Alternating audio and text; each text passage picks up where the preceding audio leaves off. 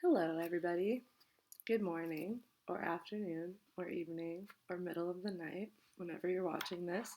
Um, so, we are starting chapter 8, and this is the first lesson of chapter 8. And chapter 8 is really all about triangles. So, there are going to be some word problems, but don't fear, they're fun. So, we're going to start off talking about the complementary angle theorem. Oh, and I put these so I wouldn't forget to tell you, you're going to want calculators for this chapter. So either of these will work. I would not recommend your phone. If you don't have one of these calculators, just like go to Desmos on your computer or the Desmos app on your phone, or get like a better calculator app, not the iPhone one. I don't recommend that one. But anyway, you can use the internet for a calculator if you don't have one of these guys, or any other type of physical calculator. So I'm gonna move these out of the way. We'll need them in a little bit. But first, we're going to start with this. So, two acute angles are called complementary if, I don't know if you remember this from geometry, complementary means that the two angles add up to 90 degrees. So, if their sum is 90 degrees. Do you remember what the word is when they add to 180 degrees? Supplementary is the word. Okay, so the other word we need to learn is cofunctions. So cofunctions are like, for example, sine and cosine. So say they both have the sine, but this is the cotangent and cotangent, secant and cosecant. So these are cofunctions of each other, these are cofunctions of each other, and these are cofunctions of each other. So the complementary angle theorem says that cofunctions of complementary angles are equal. So I like this image to help you see that. So these two are cofunctions, and these are complementary angles because they add up to 90 degrees. So those are equivalent. Sine of 30 degrees is the same as cosine of 60 degrees. That's one that we know from the unit circle. But it even works for angles that we don't have on the unit circle, so these are more examples. And sometimes you'll also see this in radians, so a reminder that 90 degrees is pi over 2 radians. So it could be either of those. So here's an example with radians. Use the complementary angle theorem to complete the following. So tangent of pi over 3 would be equal to cotangent of what? So these are cofunctions, which means that we need these to be complementary angles. And if you can't think of it right away in radians, you could convert it to degrees in your head. So pi over 3 is 60 degrees. And so then we know that this would have to be 30 degrees, which is pi over 6. So tangent of pi over 3 is equal to cotangent of pi over 6. And that's one that you could double check using the unit circle. These are not angles on the unit circle, so we can't use it to help us, but we can use the complementary angle theorem. So cosine squared of 25 degrees plus cosine squared of 65 degrees. Well, first of all, these angles don't match, and we don't know any property for cosine squared plus cosine squared, but we do know a property for cosine squared plus sine squared. So we can change either one of these. I'm going to change this one. So I'm going to change cosine to sine. I'm changing it to its cofunction. So cosine became sine, and then 65 degrees would have to become its complementary angle. And that would be 25 degrees because these add up to 90. So now I have cosine squared 25 degrees plus sine squared 25 degrees. Cosine squared plus sine squared is 1. So that's that. One more, tangent of 20 degrees minus cosine over cosine. Okay, so I'm seeing I have a 20, and a 70. So how could I make this a 20? I could make this a 20 if I change cosine into sine. So I'm going to change this. This is equal to sine of 20 degrees. Now I have sine of 20 over cosine of 20. Sine of 20 over cosine of 20 is tangent of 20 degrees. And tangent 20 degrees minus tangent 20 degrees is 0. And that's all there is to it. So that's kind of the last of what we were going to learn from the identity sheet. And now we're kind of moving away from that. But I just wanted to show you guys those properties so you'll see a couple more in the homework. Now moving on to our word problems. So I'm not reviewing right triangle trig, but we're going to be using SOHCAHTOA. Hopefully you just remember that from like the very beginning of chapter 6. So the angle of elevation and angle of depression are always drawn from a horizontal line. So I like to review this because these terms are going to come up a lot. And this one tends to be tricky for students. So if you can remember that it's always drawn from a horizontal line, that will help you. So I have an image here to kind of explain what this means. So we have a person standing on a cliff, and there's a boat, and there's a plane, and the person can look up to the plane, and they can look down to the boat. So elevation means you're going up, you're looking up. So that here, X would be called the angle of elevation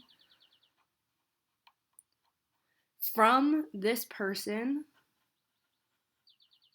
to the plane.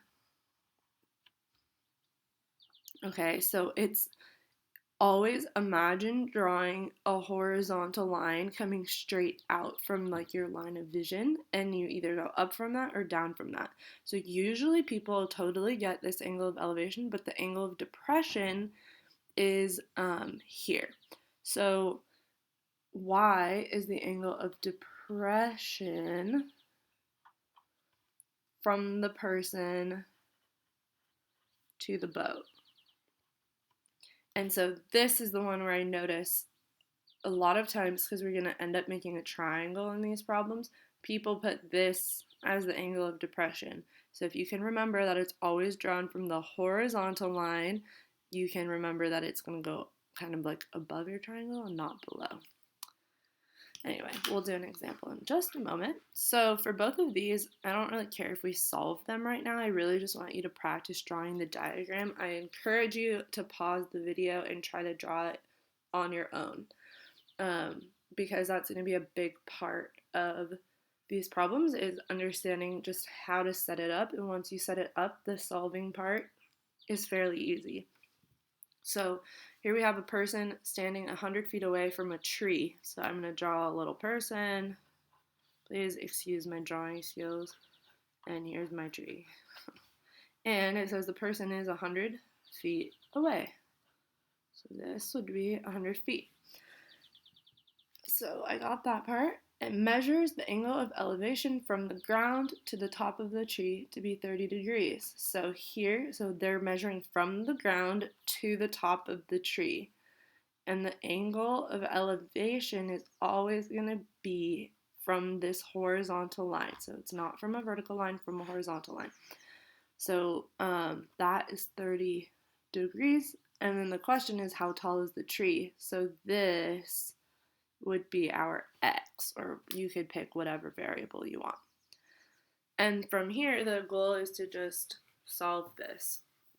So we'll go over it, I suppose. So to solve it, I know this angle. I'm missing the opposite, and I have the adjacent. So opposite and adjacent means that we have to use tangent. So we're going to set this up. Tangent of 30 degrees equals opposite over adjacent, x over 100. How are you going to get x by itself? You will multiply both sides by 100. You will get 100 tangent of 30 degrees equals x. I recommend you guys, when you multiply both sides by 100, always put the 100 in the front because that will lead to less calculator errors when you type it in. Okay, so time to go to the calculator. If you have a scientific calculator, I'm going to turn it on.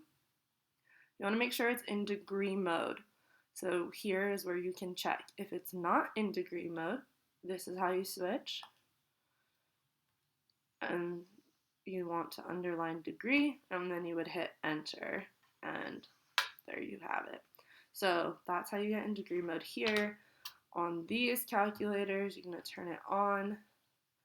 It tells me what mode I'm in here, degree. If it happens to say radian, you're going to go to mode.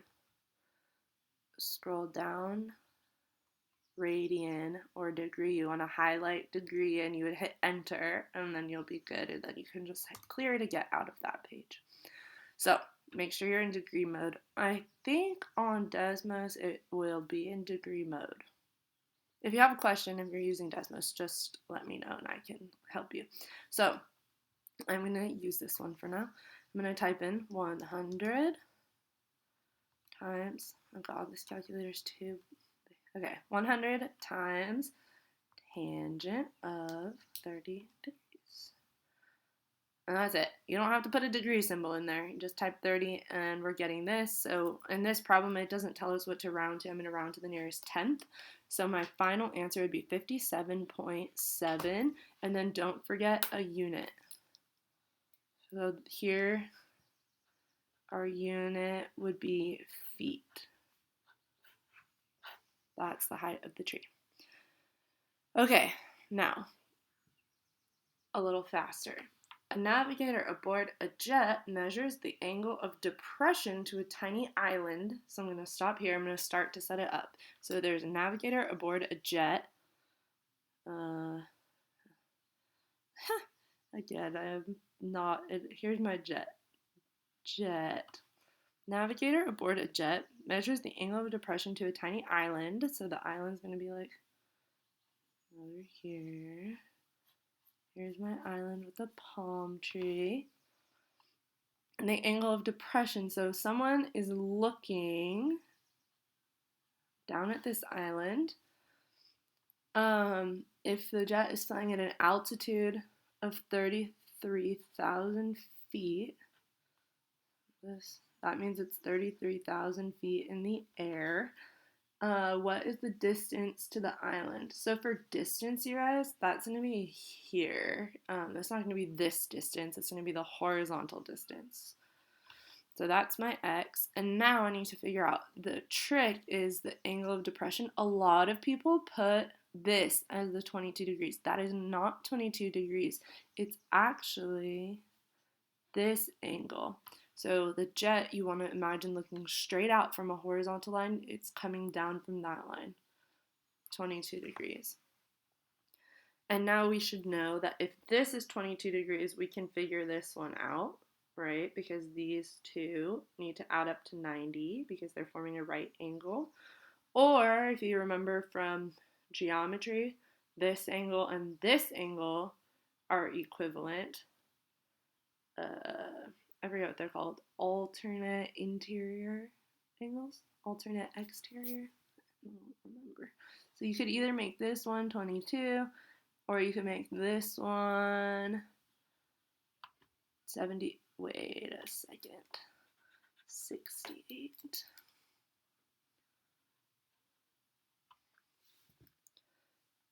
Okay, and then you can solve this one in different ways depending on which angle you choose. So if you choose this one, right, you'd have opposite over adjacent, or you could choose this one, opposite over adjacent. Doesn't really matter. I'm going to choose this one. It'll be a little less work. Tangent of 68 degrees equals x over 33,000, which means x equals 33,000 times tangent of 68 degrees, and then you're going to type that into your calculator. 33,000 times, and I'm getting, okay, this is a huge number, so I'm getting, actually, 81. Here, I'll round to the nearest foot. 678 feet. So that's how far they are. It's kind of weird to say a big distance in feet, but whatever. You could convert that to miles if you feel like it. Okay, moving on to the next page. So for these ones, I think what I'll do is I'll set up the drawings and stuff, but I might not solve every single one. But you should definitely try. So here we have a straight trail leading from the Alpine Hotel, which is at an elevation of 8,000 feet. So I'm going to start there. Here's my hotel. And it's at an elevation of 8,000 feet, which means that, like, this is sea level. Okay, so it's already somewhere in the mountains. And then there's a trail leading from there to a scenic overlook, which has an elevation of 11,100 feet. So there's a trail from this hotel to a scenic overlook. I don't know how to draw that, so. And the elevation of the overlook is 11,100 feet. The length of the trail is 14,100 feet. What is the measure of the angle of elevation, which is also known as the grade of the trail? So I don't know if you've ever gone on a hike, but usually it'll say, hopefully you have gone on at least one hike in your life. It'll usually say what the grade of the trail is, so that tells you how steep it is. But really that's the angle of elevation. So what we're going to do here, if we draw here, that's not going to give us a triangle, right? But we could draw right here, and that would give us a triangle. And this would be the angle of elevation. So remember, the angle of elevation is from the horizontal line. And that is the question mark. We're looking for the angle of elevation. So right now I have one side of my triangle. I don't have this one and I don't have this one. Well, this one we can figure out because this had an elevation of 11,100 feet and this is 8,000, which means that this has to be 11,100 minus 8,000, which is 3,100 feet. Oh my gosh. Alexa, stop. She thought I was talking to her. Okay, so now I'm distracted. Okay, so now we have these two sides and we're trying to find the angle. So this is something we haven't done much. So pay close attention to how we're going to do this in the calculator. So we're going to start off again with, we have opposite and we have hypotenuse here. So that means SOHCAHTOA, we're going to use sine. So sine of x equals 3,100 over 14,100. So in this problem, it's different because we're trying to solve for the angle. So this is what you're going to do when you need to solve for the angle. You have to use inverse sine, right? So remember, we can switch the input and the output. Oh gosh. And we can change this to the inverse function. So this is what you will type in to your calculator. So every time you're solving for the angle, you should end up using the inverse function, not sine, inverse sine. So how do you do that on the calculator? It's right above sine, inverse sine. So you have to hit second and then sine. And then type in 3,100 over 14,100, close that parenthesis, hit enter. we're getting 12.7. And what would the unit be? Here we're talking about the angle of elevation is what we were trying to find, so it's degrees. That is a pretty steep trail, actually. On this one, you guys, same thing. The inverse sign is right above the sign. So same process, second and then inverse sign. So that's what you're going to do whenever you're solving for the angle. Okay. Two more. So this is not necessarily true, by the way. I did not go to school and measure the flagpole. I just made up numbers. The flagpole in front of Woodside High School casts a shadow 40 feet long when the angle of elevation of the sun is 31 degrees. Okay, so this one's always confusing for people, but I'd say start by drawing. Here's my flagpole.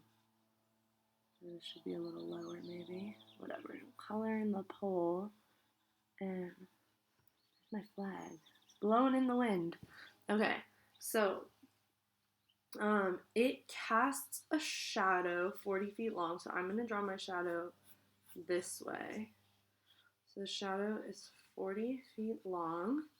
And that's happening when the angle of elevation of the sun is 31 degrees. So if the shadow is here, going to the right, is the sun on the left or the right? Is the sun over here shining down, or is the sun over here shining down? The sun is over here, shining, shining, shining bright. And, okay, if the shadow stops here, this is what's going on. Now, this is not really drawn to scale, of course. But that means that the sun is at a certain angle that's making the shadow end there. So the angle of elevation of the sun, we're talking about from the ground. So here's the horizontal, and we're elevating to the sun. So this is the 30, oh my gosh. This is the 31 degrees, and then we're trying to find the height of the flagpole, so that's the x. And now you solve that. So I'm just gonna quickly do this. This will be tangent of 31 degrees equals x over 40. X is 40 times tangent of 31 degrees, and that's going to give you 24 feet when you type it in the calculator. Okay, so that's the same solving process that now we've already done a couple times. Okay, now for the big one. We have a statue of Ceres.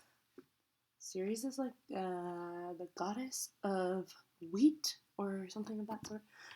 Statue of Ceres can be found on top of the Board of Trade building in Chicago. From street level, okay, so I'm going to start off, I'm going to draw, here's my building. That's the Board of Trade building. There's a statue on top. Okay, I swear that's a statue, not a person.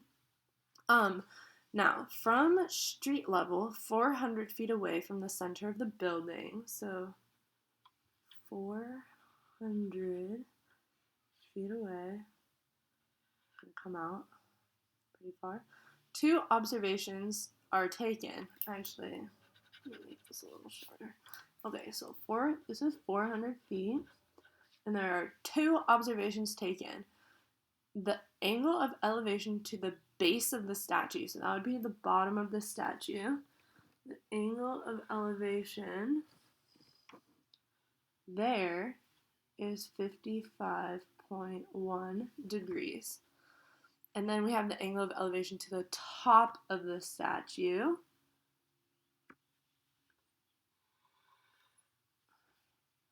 That bigger one is 56.5 degrees. What is the height of the statue? So the question is this. That's what we want to know. So I'll call that x. Now, we cannot use, some people are tempted to use this little triangle, but that's not a right triangle. We want right triangles right now. So instead we have 2 right triangles, We know the adjacent side for both, and we know the angle. So if we know the angle and one side, we can find the missing side. And the missing side we're looking for is the opposite, right? So let's draw maybe our two triangles separately, just so you can see. So this is a 55.1, this is a 400. I'll call this Y. And then we have the other one, which is a little bit bigger. This is 56.5, and I will call this Z. So the statue here is going to be this big height minus this small height. So our final answer is going to be Z minus Y, right? So Z is this whole thing is Z, and then just this is Y. So if you subtract those, you'll be left with X, which is what you want. So just use the two triangles to find Y and Z, and then subtract. So for this one, we're going to use tangent. Tangent of 55.1 degrees equals Y over 400. So Y is 400 tangent 55.1 degrees. Same process here, and you'll end up with Z equals 400 tangent 56.5 degrees. And then you could just type the whole thing into the calculator. You could type this whole thing minus this whole thing, or you could find this one and this one and then subtract. So let's see what happens. We're going to get, so 400 times tangent of 56.5 minus 400 tangent of 55.1. Enter. 30.9. So our statue is 30.9 feet tall. And that's that. As always, I'll be available for help on Canvas if you have questions. Oh, I do want to show you one more thing. Let's say you were solving, and I'll just make something up. Let's say you had like sine, this is unrelated to this problem, sine of 20 degrees equals like 50 over x. So all the problems we did had the variable in the numerator. You guys, if you have this, just, it's gonna end up, so what's really gonna happen is you're gonna multiply both sides by x first. Now you have that, and then you're gonna have to divide by sine of 20 degrees on both sides, and you'll end up with x equals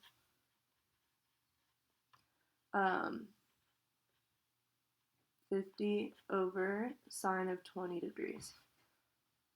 So notice what happened. When you started out with this, these two just got swapped. So if you notice patterns, it'll save you a lot of time on these problems. But that's what you want to do when this is in the denominator. And that's all I have for you. Please let me know if you have questions. I'm always here to help. And take the time in all of the homework problems to really draw out the picture, because that, I would say, is the hardest part, harder than this actual solving. Okay, see you soon, virtually. Miss you guys. Bye.